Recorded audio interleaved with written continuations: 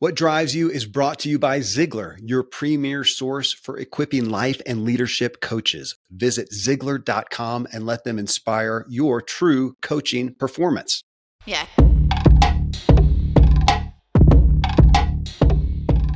Welcome to What Drives You. I'm Kevin Miller, your host and guide to help you master your inner drive so you can live a driven, inspired, and peaceful life that sees you driving further and enjoying the ride. In this episode, we're back with inner mastery expert Hitendra Wadhwa. In our previous discussion, we dove into the focus of his book, which is called Inner Mastery, Outer Impact: How Your 5 Core Energies Hold the Key to Success. And folks, it was just such a journey for me in just giving more focus to this inner world that we so often tend to ignore at the sake of the outer world. So here is my What Drives You episode that I do with every guest, where we go behind the scenes to hear what drives Hitendra in this case in his personal and professional life, how he handles his own pursuit of inner mastery in his own world. Hitendra, again, is professor at Columbia Business School, founder of the Mentora Institute. His class is on personal leadership and success. It's one of the most popular at Columbia Business School. Hitendra, thanks for being back with me. Sure, Kevin. Continues to be a pleasure. Looking forward to this. I am too. This is one that I've been privileged to do for so many years, and it really puts the personal connection on how you're walking this out in your life. Because I know I'm grateful for your book, and I saw a lot of testimony to that. Well, you shared that one of the testimonies that you got from one of your students, that was one of the things that you shared in the book, that they said, all the information on business and, all these topics was great, but what they really appreciated was your personal story. That's what got you, that's some way on this journey. So that's what this is about, is your personal story, Right. Looking at what drives you. And my first category here is spiritual. So tell me, what is driving you in the context of your spiritual life?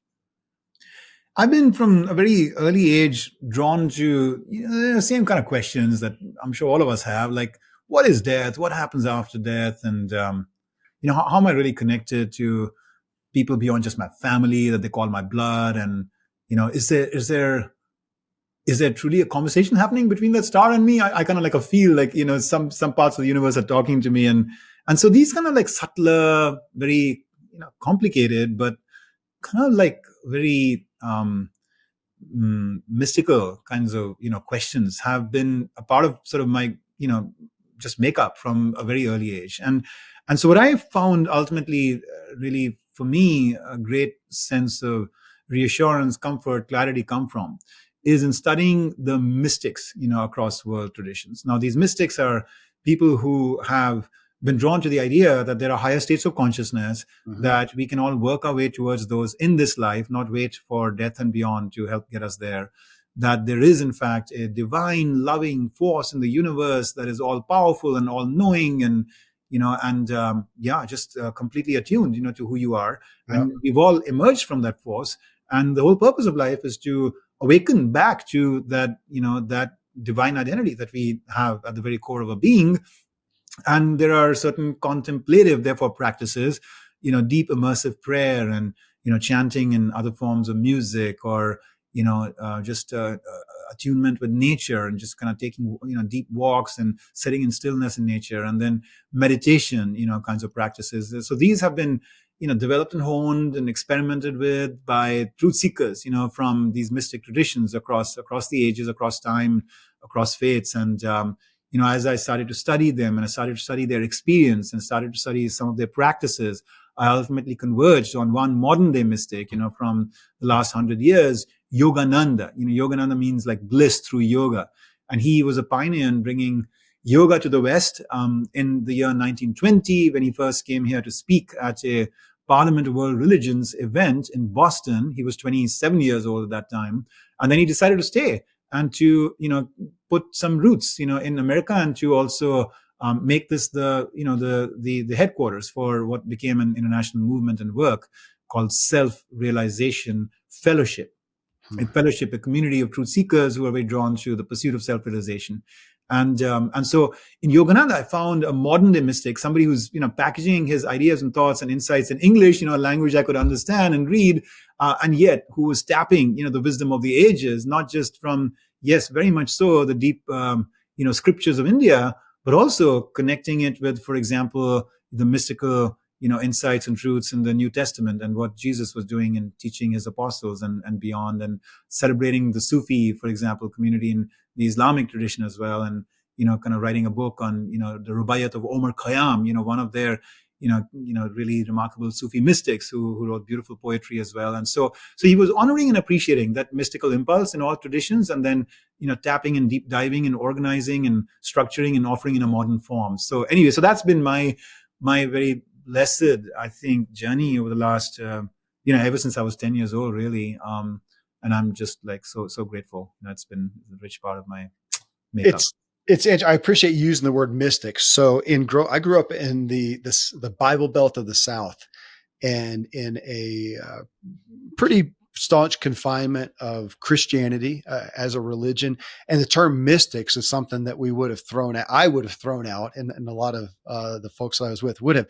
And yet in recent years, if you type in mystic in the grand old search engine of the internet, one of the first definitions, it says a person who claims to attain or believes in the possibility of attaining insight into mysteries transcending ordinary human knowledge. The people I revere most are anyone who's trying to transcend ordinary human knowledge. I would hope to be a mystic. I would question anyone who did not want to pursue a greater understanding than what, again, is just given to us externally.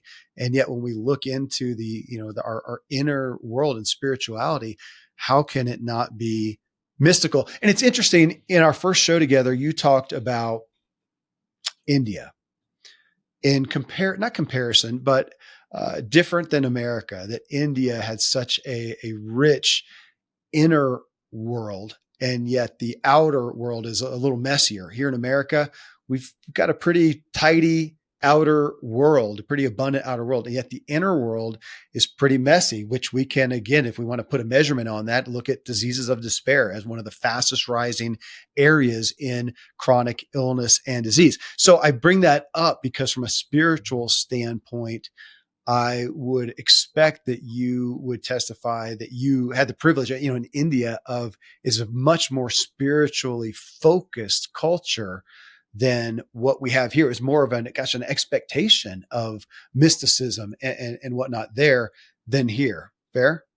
Yeah, absolutely. I mean, it's fascinating. It's just in the air. God is in the air. People are just constantly invoking, some version or aspect of the divine in prayers and, in affirmation of their faith, and embracing the day and, what prospects there might be for them in that day, and starting their car and going, on their commute for that day. They'll first just do a little bit of prayer and a bow like that. They'll pray before they eat food, and they'll say God bless you from time to time to each other, and so they're just like God everywhere, and nobody questions it. And it doesn't mean that it is a certain very rigid form of God. I mean, I ultimately went to a Catholic missionary school in India because at that time when I was growing up, they were doing some great work in India in terms of the quality of education that they were able to bring to the urban areas of India. Since then, the school system has developed even more, but and the fact that I would, listen to and learn stories from the Old Testament and the New Testament,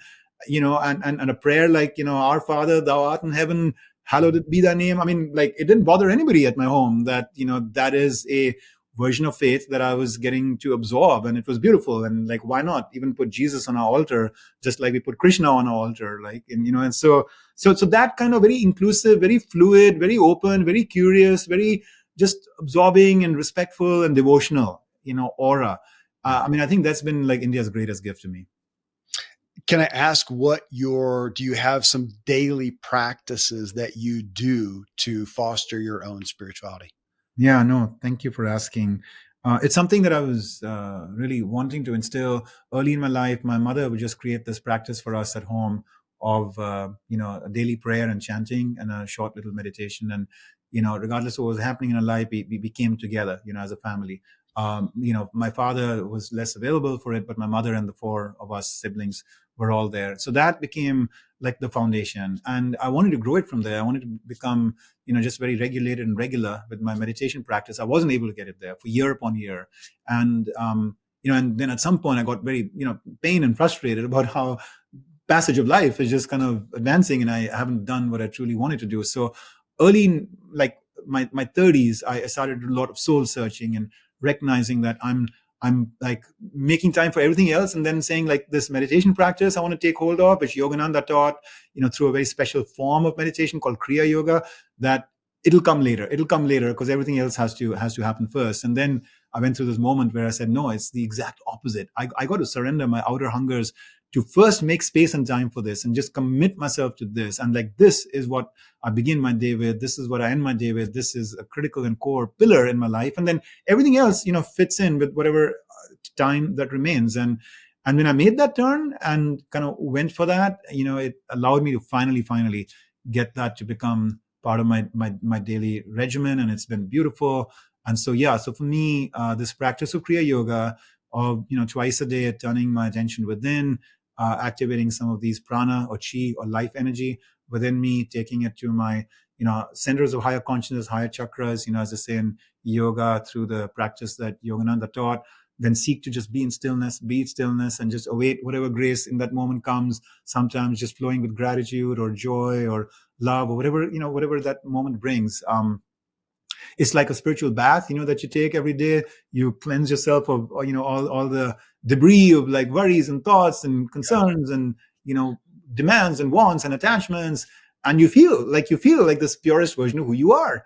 And that's very affirming because you realize that, I'm going to step away from this and I'm going to get into the battlefield of life and all that craziness will come back. But I know now who I am at my core. I know that there's a way to access that place. I know that when I'm in that place, I think in the most illuminated ways. I am much more reassured about everything. I feel really whole. And therefore, anytime I find myself getting too caught up in the tiziness of the world, all I got to do is take a break. All I got to do is go within. All I got to do is go into my spine and into these higher chakras. And I know that some blessing will come to me from that, which will allow me to bring a more authentic, soulful, realization and engagement with the affairs of the world. So yeah, so that practice, done twice a day, and then a little bit of like return to the soul kind of way of reconnecting with that from time to time in the course of the day when one feels the need or has the opportunity. Yeah. Thank you. Next category here, Hitendra, is relationships. Tell me about relationships. I know you got a family and a daughter, but just relationships at large, from your family to friends to colleagues. Tell me what's driving you in your pursuit of relationships. Yeah. No, thank you. I think for me, the most treasured and precious and important relationship is with spirit, and I went through a struggle, very serious heartbreak and struggle at some point early in my, 20s. And the one realization that came to me from that was about how behind every relationship is this just human hunger for fusion, for connection, for understanding, for belonging, for companionship, and for everlasting love. And that's a beautiful hunger, and that's one that is an energy that is flowing within us and around us. And if we can somehow tap into that and engage with that through every interaction and every relationship that we forge, then one in some ways is fully experiencing the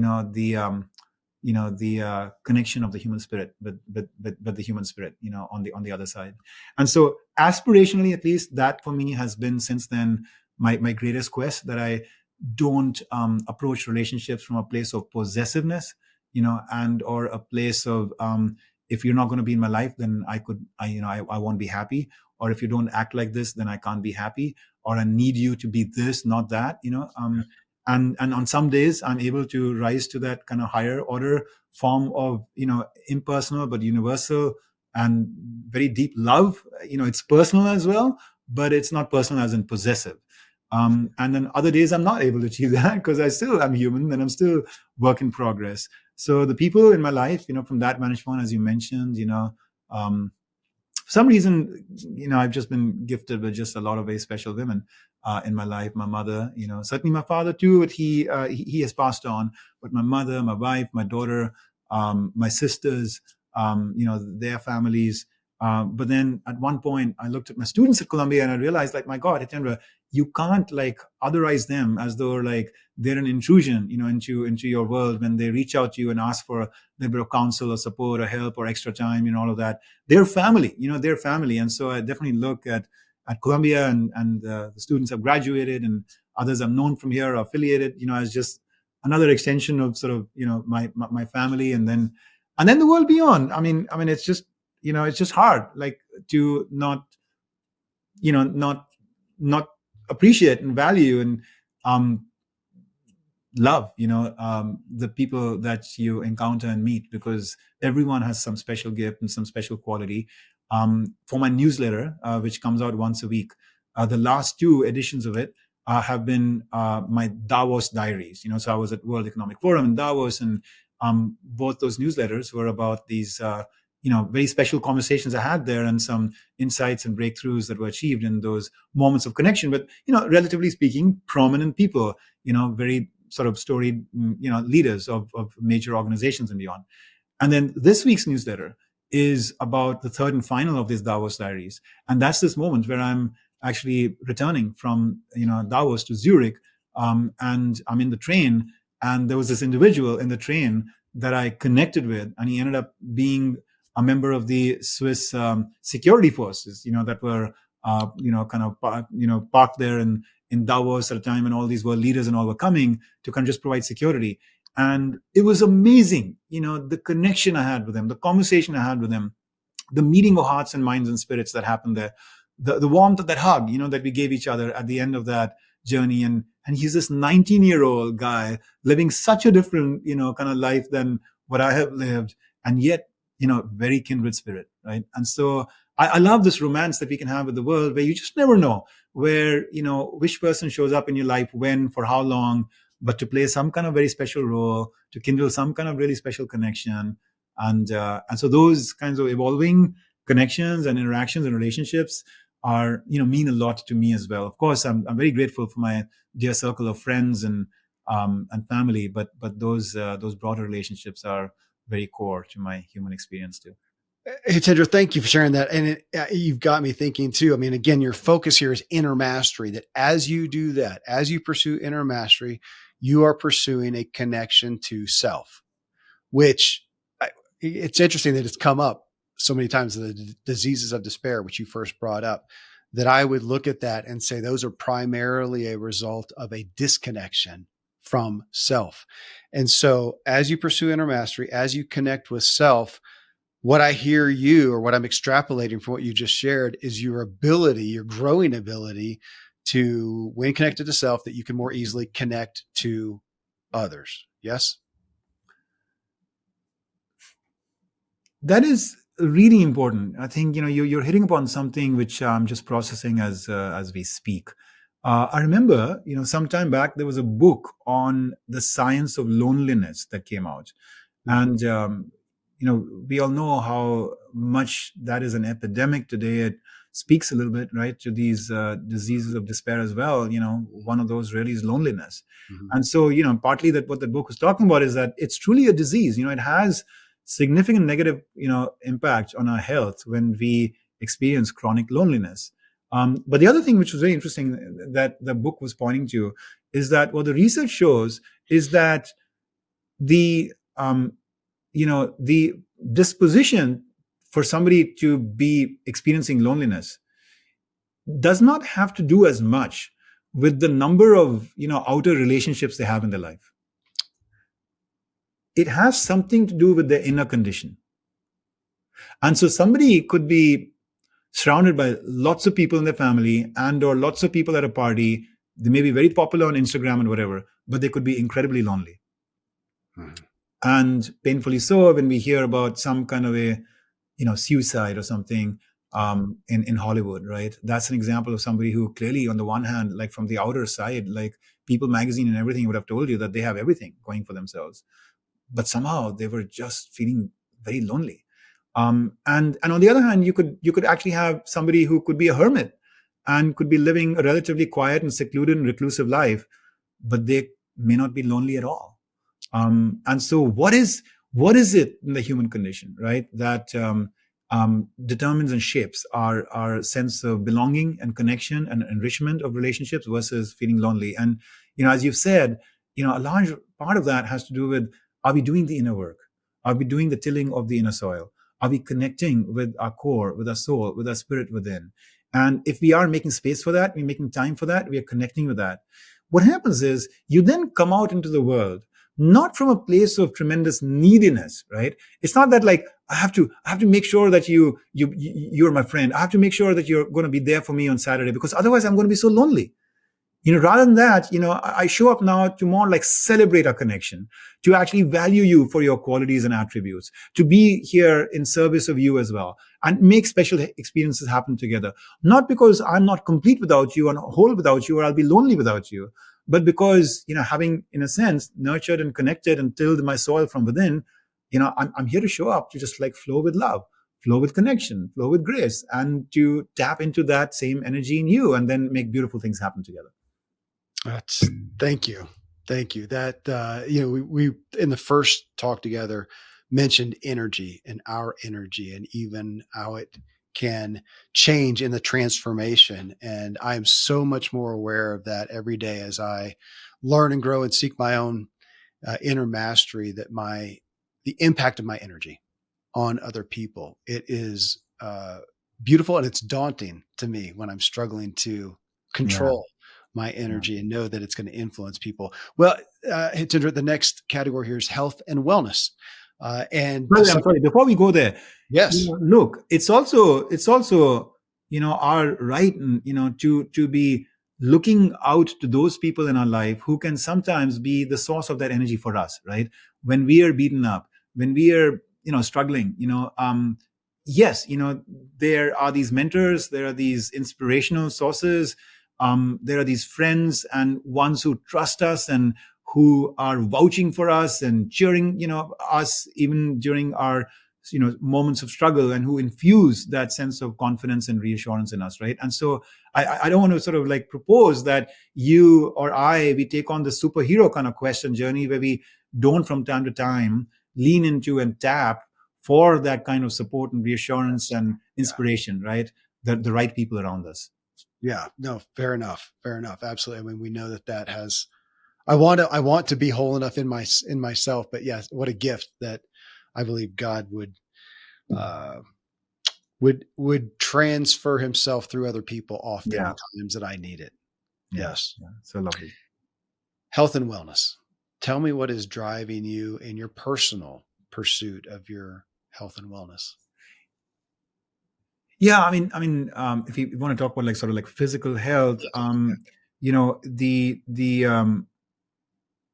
basic sort of building blocks of it, I'm sure at this point are quite well known, right? Whether it's about sleep, whether it's about just kind of your stress levels / emotions, whether it's about your diet, whether it's about your lifestyle, including exercise, the environment that you're in, and eliminating kind of toxicity, from that environment. Any or all of those are the right sort of parameters, for us to optimize and deal with. In my case, there are a few things that come quite naturally, to me. Being really vigilant about my mental environment, my emotional environment, making sure I'm recalibrating my thoughts and keeping myself in a place where, where positivity and gratitude and appreciation and resilience and these kinds of qualities are, as much as possible, being tapped into. That has come a little bit more naturally to me. The parts that I've had to really work on, for example, are things like diet, and exercise. It comes more naturally to some of us. I have great admiration for you, Kevin, for your sporting and athletic sort of propensities and all of that. In my case, having not had too much of a pull towards like going to the gym, I have found for myself, a balancing sort of like, path there to take long walks. I love taking long walks. I think there's something more I can do to make them more brisk from what everything I understand from the science of it, and even knowing about what practices of people like Gandhi were, they would take very brisk walks. And I think, for those of us who are not doing a lot of other forms of vigorous exercise, at the minimum, that's something we should cultivate. And I want to step my game up there, although I just love my daily walks. On the diet side, I had a big wake up call. I mentioned that in my book about 10 years ago when I had a, kind of serious health issue that came up, and unexpectedly so, because I'd been blessed with really good health all my life. And I felt like my, mind over matter, that I actually was really keeping my mind in a good place. I don't drink. Hadn't really done drugs or anything. So I just I don't smoke. So I mean, I just felt like I'm a healthy guy, in terms of what I'm taking into my body. And yet here I was really struggling in that moment with my health, and being told that I have a progressive and irreversible and chronic disease, and that I'm going to have to take these immunosuppressant drugs. And I didn't want to take those drugs because I knew they'd have all kinds of side effects and things as well, and all of that. So I tried to fight it and fight it and fight it, and it wasn't working. Then I tried to just accept it and be very valiant about it and heroic about it. And even that wasn't working, because I was my daughter was Dad, what's happening to you? You look blue. And, and I realized that I may have to retire a little bit from professional life if I, didn't see this recede. And yet the doctors are telling me there's nothing you can do about it.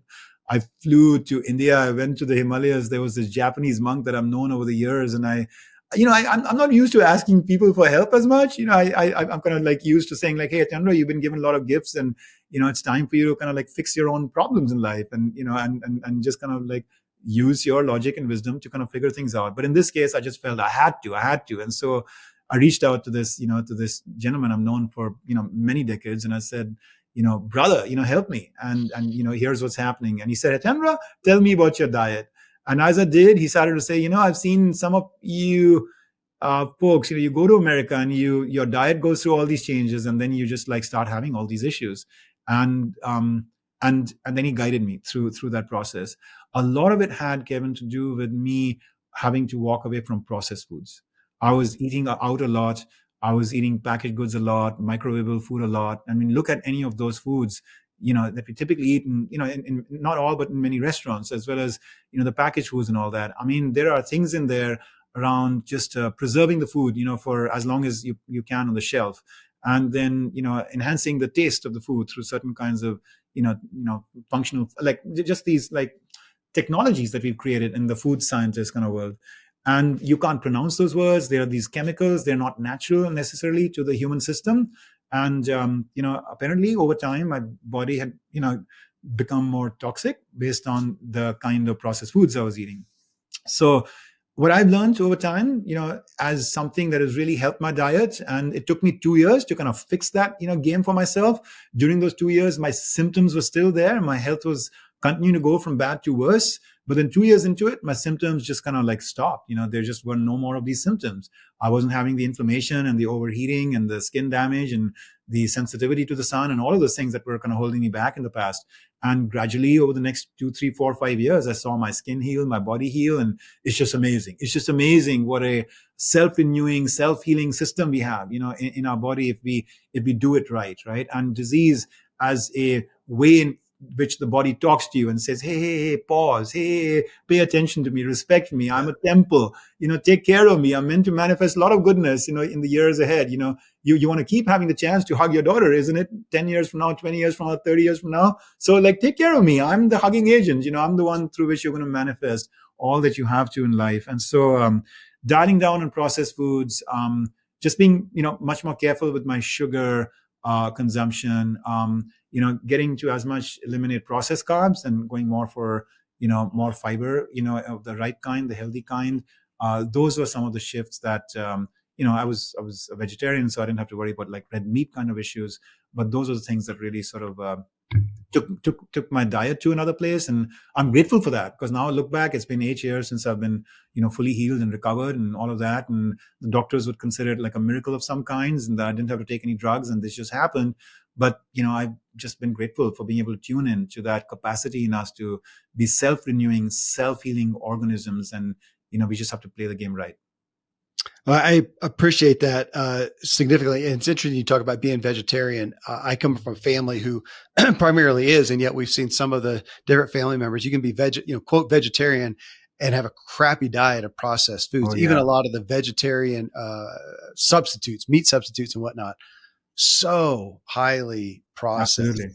Yeah. And yeah, they're not eating whole foods. It just happens to be, no meat, which they'd probably be better off to eat meat and actually eat whole foods if they're going to go that route. But, and I also appreciate you saying the processed foods and the foods you can't, or the ingredients you can't pronounce. One of the books, I don't think I've recommended it in a while, but if folks are going to dig in further to what he's talking about here, there's a book by Michael Pollan Oh called, yeah.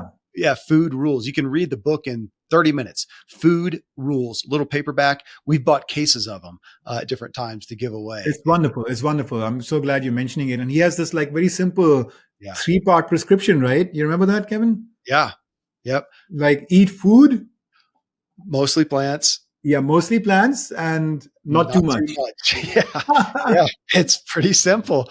It's pretty simple. Yeah. Good. Well, that was a good one, too. It's probably on my bookshelf back here somewhere, but I just appreciate the testimony. It's also significant that you stuck to a new regime for 2 years before really seeing results. None of us want to hear that. We want to hear quicker results, but what he It's did. hard. It's really hard because I have to say my faith was tested, from time to time during those 2 years that this is not working out at all. This is not working out at all.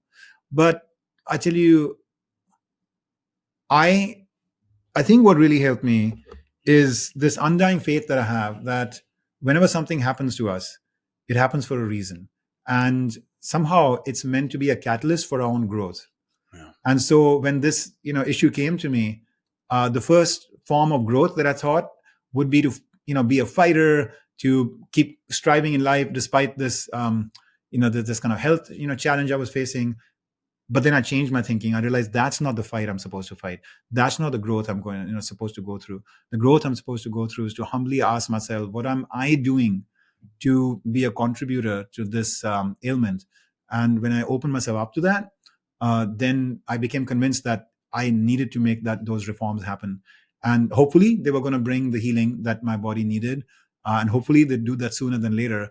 But that conviction had come to me that this is just a message from the universe that Hitendra, wake up to taking more ownership over your diet, And so, yeah, I mean, for any of us who lose hope about making the right positive diet changes, be convinced about those changes, be clear that you're making them for a reason, and then just leave it on faith. At the right time, you'll get the bodily blessings as well. Yes. Yeah. Goodness. Well, it speaks again to the inner work, the inner mastery. That's our point here. The next category here, Hitendra, is the mind and mental health. And you've spoken to that to some degree on yoga and on meditation. And you mentioned a moment ago, focusing on positivity and resilience. One of the interesting questions that I often have for anyone is, so those are some of the things. Well, I'll ask, what, let me start here. When you look at a mental state, where do you want to be? What's the drive there that you say, here's the mental state that I want to be, and where you don't want to be. And I'll give that the caveat of where you can tend to get to. Like for myself, I want to be at peace. I want to Yeah. be faithful. I can tend to get anxious, even with something good, to get excited and get myself kind of wrapped up around it. So where's the mental state that you're driven to pursue, and where are you at risk? Yeah, I mean, one frame that I find very helpful, and I've really borrowed and adapted this from the work of a dear friend, this renowned psychotherapist, uh, uh, Dan Siegel. And so in this frame, if you think about yourself as a sphere, right? And you're a sphere of awareness, right? And in the sphere of awareness, you're sensorily engaged with the world. You're sometimes hearing the sound of my voice, and sometimes, you're feeling your feet, on the ground and what have you, right? And so there's the sensory aspect of who you are, and then you dive within that sphere, and there is this, this hot molten lava, of your thoughts and your emotions and your impulses, right? And so that's like what's the reality, the inner reality, what you and I experience, from time to time, right? So sometimes I could be, sitting and eating dinner with a friend, and in theory, I should be tasting the food, on my palate, right? But on the other hand, I'm so consumed with this irritation or anger I have with somebody at work that actually my mind has drifted away. And I'm actually really identified right now with that emotion of irritation inside me, although I'm politely nodding my head from the outside and I'm chewing the food that I'm eating, right? And so if you recognize, what I've just shared, that that's true, that happens from time to time, then you realize that as a sphere of awareness, your attention is placed somewhere, at times on the senses, on the outer processing of the conversation you're having with your friend, or sometimes on the inside, on a thought or emotion or something that is consuming you in that moment. But then there is another part of who you are, and that's your core. That's the very center of your being. That's your soul. Mhm. And when you're really anchored in that, then there's a certain equanimity, right, to your nature, a certain poise to your nature, a certain just reassured sense of peace to your nature. And nothing really affects that. It's not that because I'm eating a good meal that I actually am feeling kind of more joy there. No, I mean, like, that joy, that peace is just a birthright that you have in your soul. It's always present. It's always there. So when I think about mental mastery, then for me, mental mastery is about two things. Part one is cultivating that presence within, cultivating that soul consciousness within, and always having a part of your attention, a part of your mind anchored there. A part of your mind is always anchored there. It's from where you're operating. It's that balcony from where you're looking down dispassionately at the dance of life, that is going on. And there are all these players, and there's you, and there's this dance going on. But this part of you is on the balcony, really, very regally, sort of in a state of just, equanimity, right, in everything you're doing. And then from there, you send out a spoke of attention. And you send out a spoke of attention to whatever it is in that moment needs your attention, right? And so I'm not going to claim that mental mastery means that you never get angry or irritated. Sometimes it very well might be that it makes sense to send a spoke of attention to the emotional response you're having to some injustice or some wrongdoing that somebody's committed. And in that moment, that surges in you as anger, right? Now you take that anger, and what are you going to do about it, right? Are you going to let it, consume you? Are you going to let it just distract you in the middle of a beautiful dinner with your family? If that's the case, then you don't have mental mastery. The emotion is driving you rather than you in some ways capitalizing on the emotion to do good things in the world. But if you take that anger and you say, look, this is an important signal that I'm getting, that I can't take this person for granted. I have to pay attention to this issue. I may need to develop the courage to raise my voice about this in some constructive way. This is not the right time because I'm just entering the dinner with my family. So I'm going to park this aside, and I'm going to commit myself that this weekend I'm going to come back and reflect on it and think about it, and kind of like figure out kind of what the right thing to do is with this anger. That's mental mastery. That is this capacity to be aware and attuned to the environment, to your responsibility, your duties, your aspirations, to see these emotions and thoughts surging within you, to pay attention to them, honor the truth in them, but then decide what it is that you should do in your best interest, right? In the best interest of the community and the purpose you're serving, rather than feel consumed or victimized by them as Yeah. though, like, I can't help it. Obviously, this dinner is not going to go well because I'm so consumed by that. Yeah. Well, then you're locked in by that emotion, as opposed to paying attention to it, honoring it, and letting go of it, and turning your mental mastery, your mind, from your core to some other part of what the immediate sensory environment is. For example, the beautiful food your mother has cooked or something. I I love you use the word mental mastery, but even an anchor. And it's interesting. I find myself viewing people, and those people who you can't ruffle their feathers. They're good. They're anchored in that sense. And others that Yeah. that a little misstep and they're going to lose it. And you can feel that. I mean, you know it about yourself, or you know it about others, but people you can't trigger. And it's interesting as you look at the lines that we will or won't cross. Most of the people I know, hopefully all of them, they're not going to hit someone or hit their spouse, in anger. Okay. We take that there. But what will you do? Will you raise your voice? Will you curse at them? Will you call them a name? Will you whatever?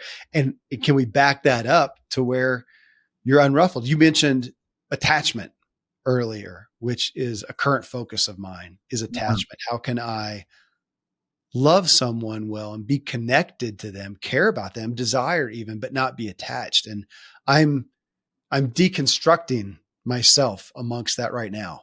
Yeah. And so as you look at mental mastery, that's one where I'm looking at. I call it relational, but it's mental. It's the inner work. I'm digging in to what am I attached to, and where are those emotions, and watching that emotion, going, where's that? What is that? That's attached to something. And it's not being emotionless. Again, we could go down that road. I'm in the mix of that right now. Um, Thank you for putting some perspective to it, though. Yeah, I used to think that except for happy emotions, all the other emotions should be mastered in a way that they don't exist for you. But I've absolutely changed my mind about that over the years as I've studied this discipline more, and I've also studied the lives of people we admire in history and all that. And so the point you're making is very relevant and very right. That you know to me, this mental mastery, and especially around emotions, is more around recognizing that this rich canvas of emotions that we have are meant for our good, meant to be of service to humanity, not meant to whiplash us and to hold us, hostage, right? And so, and that's one of the, kind of stepping stones towards enlightenment, towards transcendence, towards, our highest potential. To and to your point, I mean, a lot of that comes down to, overcoming attachment, right? Like, how can you enjoy the good things in life, but without getting so consumed by your addictions to them that you become imbalanced, and then you become attached and you become possessive, and you can't really handle it when those things are not there, and all of that, right? You can enjoy them when you have them, and yet you can be at peace, right, with or without. Yes. Yeah, I'm saying yes, and I'm nodding, and that's the work I'm doing right now. So, Beautiful. yes.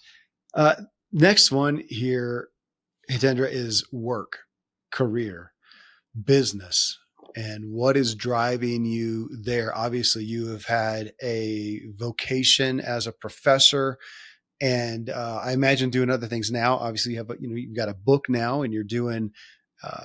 I would say the work of an influencer. Well, I shouldn't say that. You've been influencing from as a professor for a long time, but as a personality out there doing that, as an author, probably as a speaker and whatnot. So when you look at that, as all of my guests have, you have lots of opportunities, probably an endless amount of opportunities. So what is driving your work and your business? What is the path that you want to be on? Yeah, no, thank you. We've spoken a little bit about this idea of sort of inner beauty and outer beauty. Mm-hmm. And another way I like to think about it is the fusion between the spiritual and the material. Okay. That is kind of the intersection point that I am aspiring to sort of stand on and advance, which is that to make our society whole, to make our politics whole, to make capitalism whole, to make our planet whole, to make our families whole, to make our professions whole, for any or each of us to be whole, we cannot ignore the material and we cannot ignore the spiritual. And these two shouldn't be separated to being like two different parts of a life. I go on Wall Street and become kind of a titan of finance. And then every now and then, because apparently I got to, make sure I'm doing some wellness stuff. So I go on this like yoga retreat or something. That's not to me at all anywhere close to the balance, right? And the fusion between the spiritual and material. The balance and the fusion of the spiritual and material is where these are two very living parts of who you are every day. Part of it might be that you take some time for contemplation or for deepening in your inner quest, and that's okay. You need that time away from your family. You need that time away from Wall Street or wherever it is that you operate. But it's got to be the case that if this is truly having the impact and is doing for you what it's meant to, that you can show up a spiritual being in the material world and do noble work, egoless work, in service of, illuminated, from a place of tremendous creative and collaborative, possibilities. And you're kind of like bringing the depths of your soul, your spirit, into your conversations, into your conflicts, into every kind of striving that you do, and suddenly every moment of every day becomes like a space for inspiration for you to do your joyfully so your most inspired work, right? And your most beautiful work, right? Your most beautiful work in the world. And I mean, this may be an ideal. It may be hard to kind of fully manifest that, but and I know some people who, even in very humble professions and walks of life, they bring that, tremendous kind of joy, fulfillment, engagement, service to their checkout counter, kind of job, or to their, dormant job, or to whatever it is that they're doing. And it's humbling to see that, but it's also a glimpse into the capacities in us as human beings, to do that work, right? And so, yeah, professionally, Columbia to me is a platform. to try to ignite that kind of fire and quest and give people the tools and methods for doing that. Mentora Institute is a platform through which we're seeking to do that with organizations and leaders and help advance a new kind of thinking about the inspired organization, and translate these ideas that you and I've been talking about into very practical tools. I'm grateful that I've just published as a cover story in Harvard Business Review just this very month, in January, February, the print edition. In a sense, the arc of the last 15 years of my research and my work, which is, I call it leading in the flow of work, leading in the flow of work. And it lays out these 25 simple actions coming from these 5 energies that you were talking about. My book talks about purpose, wisdom, growth, love, and self-realization. That, we've developed this database of over 1,000 moments of, high performance, exemplary acts of leadership from everyday heroes, as well as from, some of the more storied people in history. And what we find common across all of them is that, this blending of the spiritual and the material, activating and practicing everything they do on the outside from their inner core, the activation of these 5 energies of love and purpose and wisdom and everything they're doing through simple, small actions. And then what I've discovered is that if you make us take just like 10 minutes of pause in our day and think about like a critical meeting, high stakes meeting that is coming up, where you want to influence or build trust or give feedback or mention a hard truth or resolve a conflict, whatever it is that we need to do in the course of our day, personally or professionally. If we just kind of pay a little bit of attention to that human factor rather than just the Excel spreadsheets and the PowerPoint, kind of decks, we pay attention to the human factor, we pause and re-stress ourselves, play with a couple of these actions that we found to be universal, that people are using in these kinds of, exemplary moments of leadership. And then you can just show up a little bit more planfully. Lo and behold, people just report, and this is based on the research that I published in that article, they just report much better outcomes in how the interviewer just became a lot more human, or the board just became a lot more open to being influenced by your message and your story and what you were wanting to do, etc. And so people are just achieving a much faster level of breakthroughs by activating parts of their personality that they just had not been activating or using, and had grown rusty. Maybe they were doing it when they were playing with their pet dog or, talking confidently or lovingly to a friend, but at work, they were holding back a little bit of that quality of the heart, that, that confidence or, and all of that. And a little bit of structure, a little bit of pause, and suddenly a new version of them emerges. It's beautiful. I call it like leadership is a state, not a trait. And so that's really my professional sort of mission now is both in organizations and then for individuals, unto themselves at Columbia and then beyond. How can I kind of just offer up more and more tools and practices through which we can really practically close this gap between the spiritual and the material? I so appreciate that. It reminds me of, I see so many people in the workplace that maybe it sounds like exaggerated, but they're dead. They're not there. And yet after work, they go out with friends or see a movie and it's a totally different person. Yeah. And we can experience that person. Then you have those rare moments where you experience that person in their fullness in their work. And it's beautiful. I was helped a couple of my kids get cars recently. And we went to this car. I had certain cars that they wanted, years, makes, models. And we went and we bought one from a gentleman, and he was so excited about cars and about this type of car and about helping my kid get a car. And it was, I almost felt like I'll pay $1,000 more just to buy a car from this guy. It was such a great experience. And I can't wait for the next kid to get a car. We're going to that guy. Right. And we love that. We all want that. I want to buy. I want to engage with, do commerce, capitalism, as you talked about, with people who love what they did, which again, I'll give a call out to my dad. That was his book. Sold a couple million copies of the book, 48 Days to the Work You Love. Wow. Lovely. And, what a gift is that. And I appreciate you mentioning flow too. We had Stephen Kotler on the show a couple years ago in one of his books, but he's a guy that we look to at flow. And what a gift to have work that you can enter into flow with. A piece of work, and we'll get that next category is money. Right. Money, finances, wealth. Tell me what's driving you financially. Yeah, very interesting. You say that. You're making me think. So there was this book called The Millionaire Next Door. Yeah. And Thomas Stanley, I think. Yeah. And one of the insights that book, I think, yielded, which was a little bit counter, right, is that what they found is that in this research about sort of the larger kind of world of the wealthy in America. I'm not referring just the most visible top 50 billionaires or something. But what you find with these people is that one of the common threads is that they were just living simple lives. Like in other words, they were not consuming as much. They Yeah. were not consuming as much.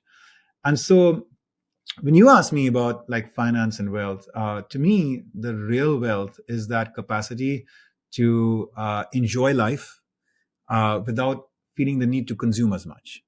Mhm. In other words, to embrace some form of simplicity in your life, and that capacity to be able to enjoy without needing a lot of material things.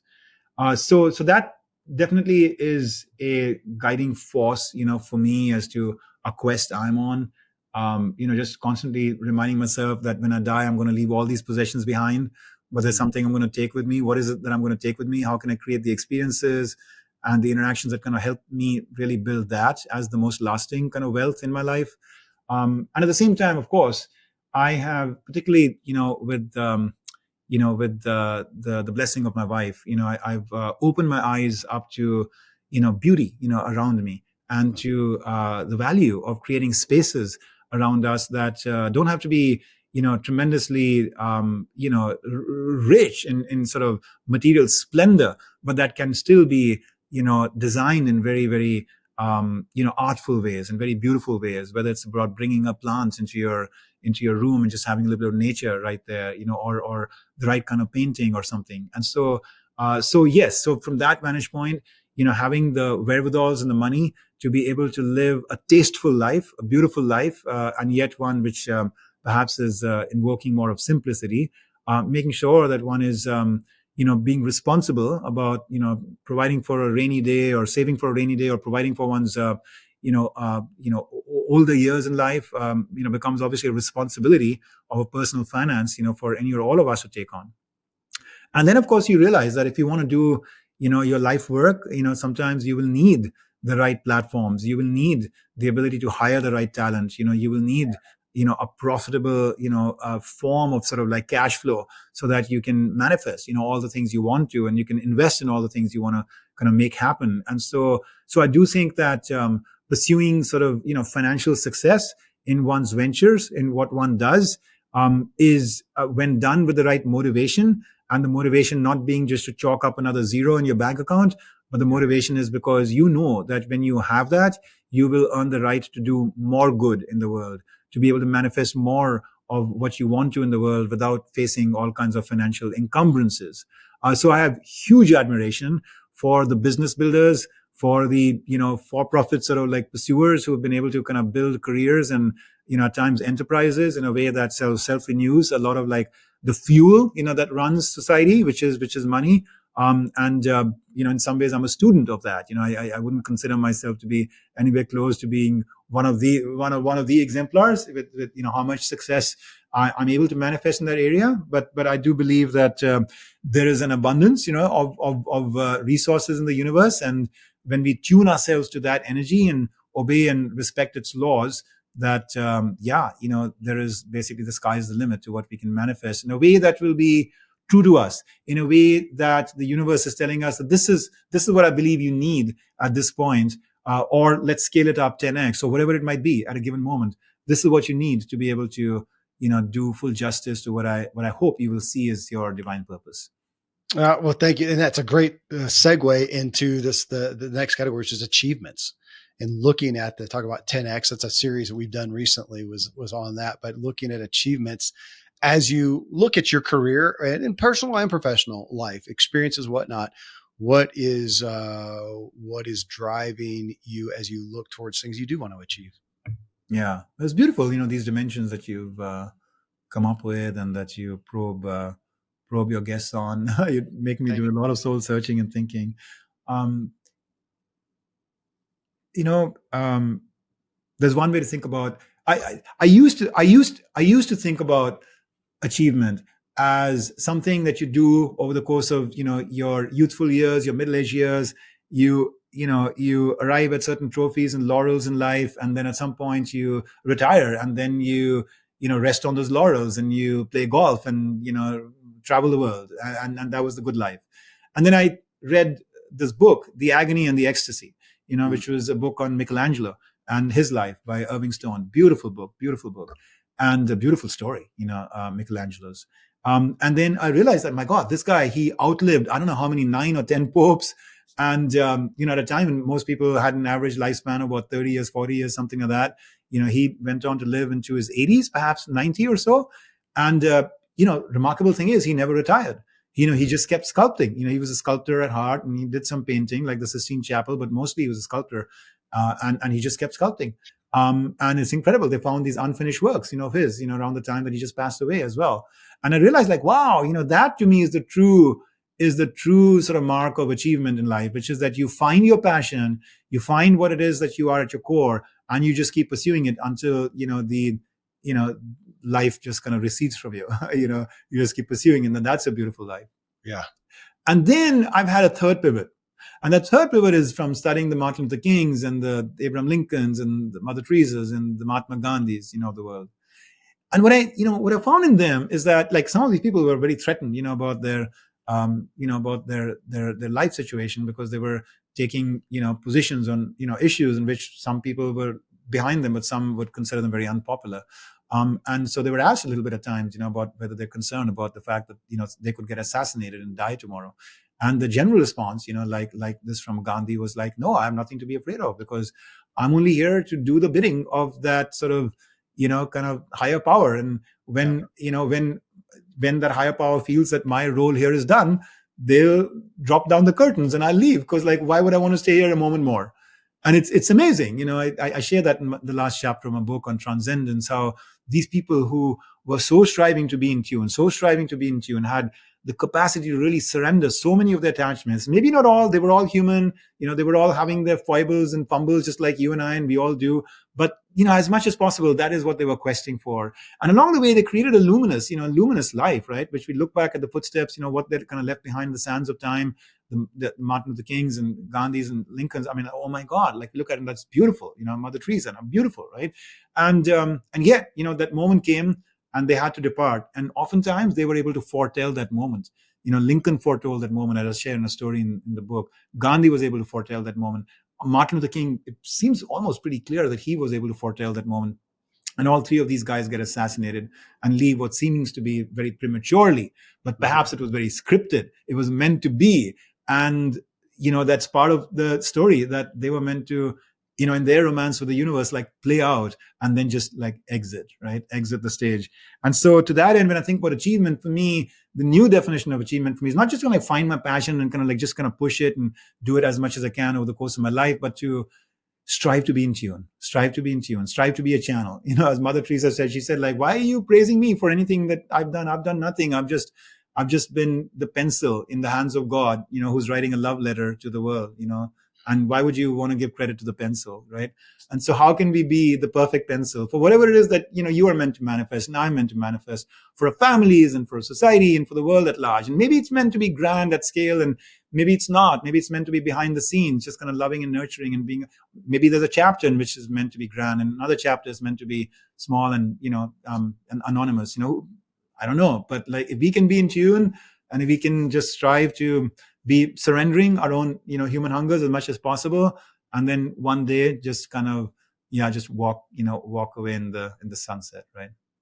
I appreciate the perspective immensely. The whole, again, to speak to my dad, he never understood the concept of retirement when you're doing what you love. And I can't imagine it. If anything, I hope for as long as I have to live with good health, to do more of what I enjoy. And I'm so grateful for that. And we mentioned Arthur Brooks, who endorsed your book, and his book Strength to Strength. It was very equipping in looking at that, at how to do it different. Because there's some things I am tired of doing, I don't want to do, but there's a lot of other things that I do want to do. And I'm not looking, nothing against golf, not looking to spend my time the days golfing. I'm eager to produce things that I care about. Back to purpose, which we hit on in the Yeah. first show. Well, the last one here is, again, looking at drive and what fuels your drive. What are some things? Are there some things that you do that just inspire you? It's just for you. It just helps fuel you to be the inspired guy that you want to do. It may be interests, it may be hobbies, it may be things that you do that are not even necessarily productive in and of themselves, but they inspire you and help fuel your own drive. It's such a great question. It's such a great question. And I mean, I am blessed to have many different sources of inspiration that, that I can from time to time just stumble into or tap into, and just kind of like makes my spirit soar, right? And then I want to do my life's most beautiful work. Yes. Sometimes it's a piece of music, and you know what it's like when that inspires you, right? And sometimes it's a piece of art, that you see. I am very drawn to movies. I love film. And when I watch an inspirational like story unfold itself on the screen, Yeah. fiction or nonfiction, is incredibly powerful. The impact it has on me, walking in the shoes of that, whatever that, figure is, that is being portrayed in the film, and living, life through their eyes, for a period of time, and questing for something noble and beautiful and aspirational, despite how life might be beating you down, right, in various circumstances in that movie. And so so the film is a great like inspirational source for me. Stories in general. I'm a sucker for stories. I love stories, and often in those stories there are seeds of just like universal wisdom, timeless wisdom, that I'm seeking to draw out and practice. I love sharing stories. I love curating stories. So that's another source for me. Prayer, meditation, chanting.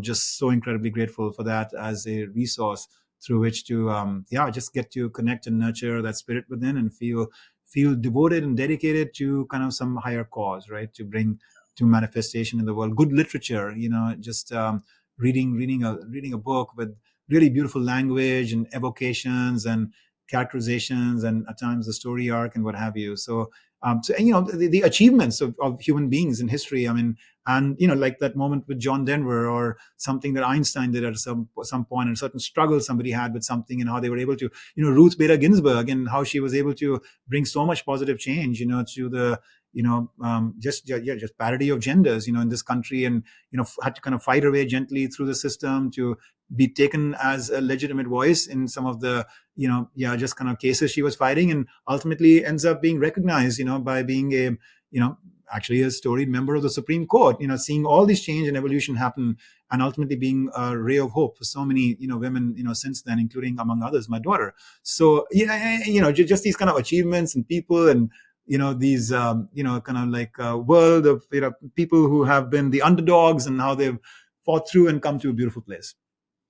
Can I ask any specific films or books, stories that come to mind that are ones that whether it's a recent one or one that's just kind of a standby joy that you have?